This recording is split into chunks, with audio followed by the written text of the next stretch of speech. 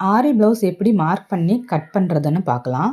First இந்த மாதிரி ஆரி blouse எடுத்துகிட்டு அதில் சென்டராக ஒரு கோடு போட்டுக்கோங்க.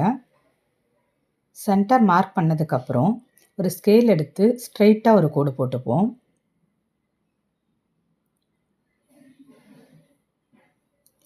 இப்போது இந்த ஸ்ட்ரெயிட் கோடில் லைனிங்கை எடுத்து கரெக்டாக வைப்போம்.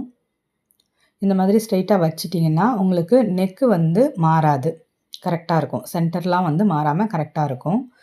இப்போது இதை அப்படியே அழகாக பின் பண்ணிவிட்டு எக்ஸ்ட்ரா வந்து ஒரு மேல் பீஸில் வந்து எக்ஸ்ட்ரா துணி விட்டு கட் பண்ணிவிடுவோம்.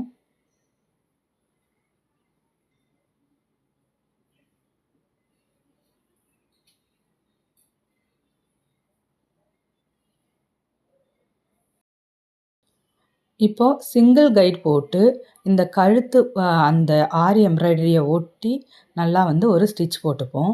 இந்த ஸ்டிச் போட்டுட்டு நெக்கை கட் பண்ணி திருப்பி அடிச்சிடலாம். அடுத்தது ஃப்ரண்ட்டு. பேக்கில் வந்து ஷோல்டர் எவ்வளோ அகலம் இருந்ததோ அதை மார்க் பண்ணிவிட்டு அதை மேட்ச் பண்ணி இந்த மாதிரி வச்சு பின் பண்ணிப்போம். இதுலேயும் எக்ஸ்ட்ராஸ் கொடுத்து கட் பண்ணிவிடுவோம்.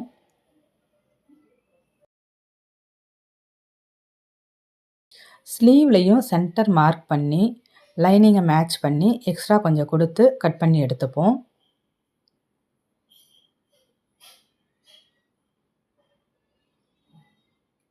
இப்போது ஸ்லீவை இந்த மாதிரி வச்சு சிங்கிள் கைட் போட்டு கீழே வந்து அந்த ஆரியை ஒட்டி ஒரு தையல் போட்டுப்போம்.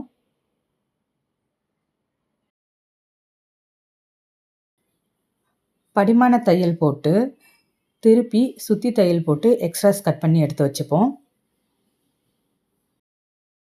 இப்போது மற்ற நார்மல் ப்ளவுசஸ் தைக்கிற மாதிரியே ஷோல்டர் ஜாயின் பண்ணி ஸ்லீவ் ஏற்றி முடிச்சிடலாம். ஸோ அழகான ஆரி ப்ளவுஸ் இந்த மாதிரி தான் ஸ்டிச் பண்ணணும். தேங்க்யூ.